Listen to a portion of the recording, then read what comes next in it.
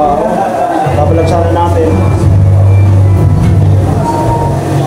Sabi niya, hindi na daw kaya ng power niya. Kasama sana natin dito. Dito kami mag-vlog. Sa ibang araw na lang. Hi Kuya Alamit, kakauwi ko lang po galing work. So, galing po ako Naga, nag-work po ako doon. So, nakakapagod po yung rehearsal namin doon. And then, nagbiyahe pa po pauwi. Almost 2 hours ata yung biyahe ko. So, sobrang nakakapagod, nakakaantok. And then, yun po, sumama rin yung pakiramdam ko. Ang sakit ng ulo ko, kaya hindi na kaya ng power ko.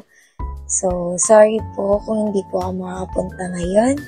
Kasi yun na nga po, sumama yung pakiramdam ko and hindi na po talaga kaya ng power. Power ni Gwenny. So, ayun kuya, bawi na lang po ako next vlog. I deserved an acceptable reason.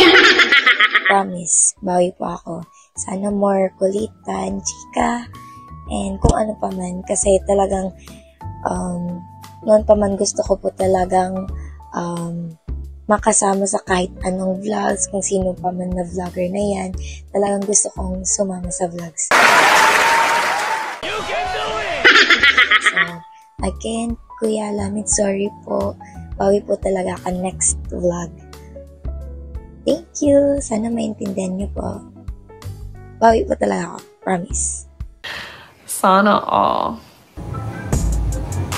At dahil nga sa wala akong kasama dyan, talaga naman, dyan ko na lang pinagdiskita sa manok.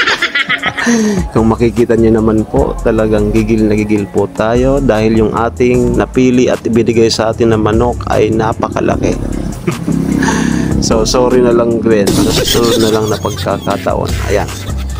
So, wala akong pakialam kung sino yung mga nandyan. May mga nagsisipagpasukan na customer. Alam nyo naman tayo na kapag wala tayong pa arte-arte. Sabi nga ni Carrotman, ayop ka tol.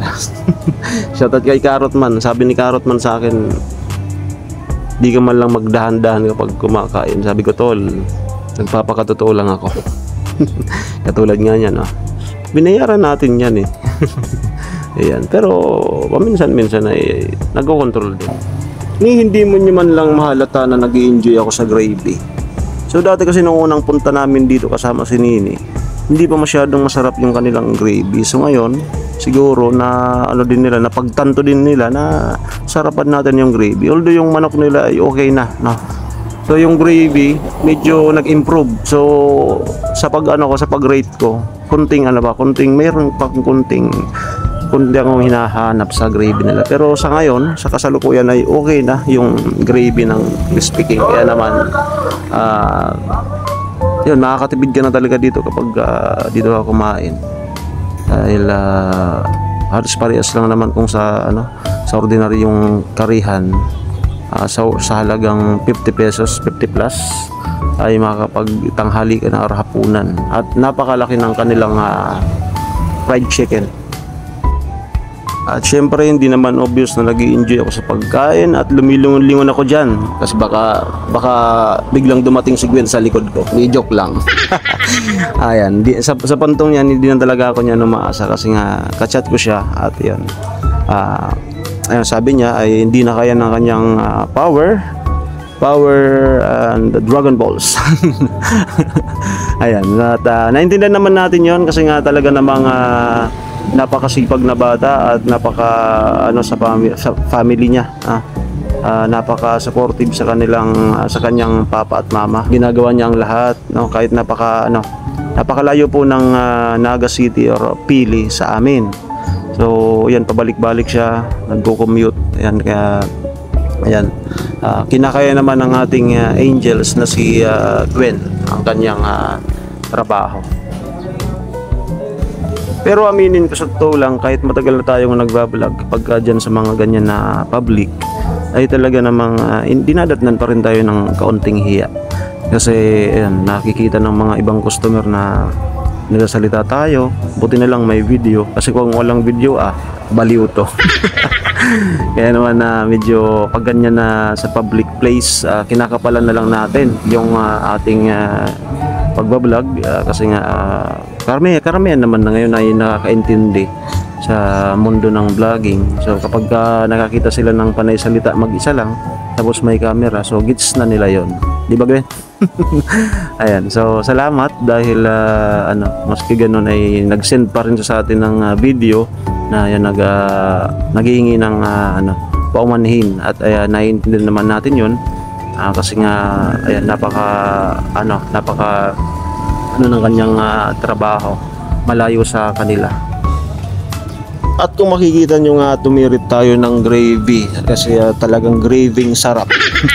Hindi naman kasarapan, pero masarap na din, no? Kapag kumpara nung mga unang pagpasok namin dito, talagang hindi ko nagustuhan yung lasa, pero ngayon masarap na yung kanilang gravy.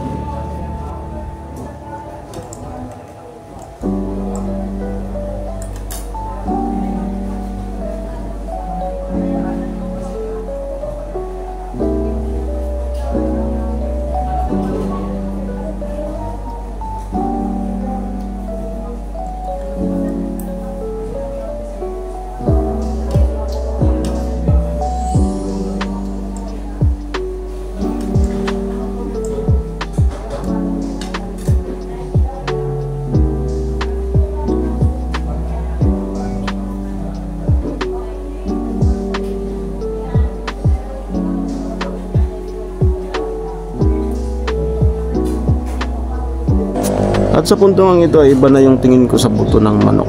Para bang papaputiin ko at talagang sisimutin ko. Hi Kuya Alamid, I'm sorry po kasi hindi na po talaga ako makakapunta ngayon.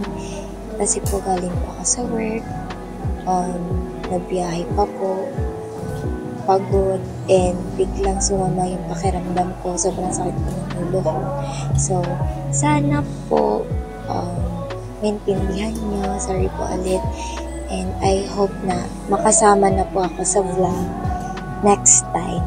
Babawi po ako. Sana all. And ano pa?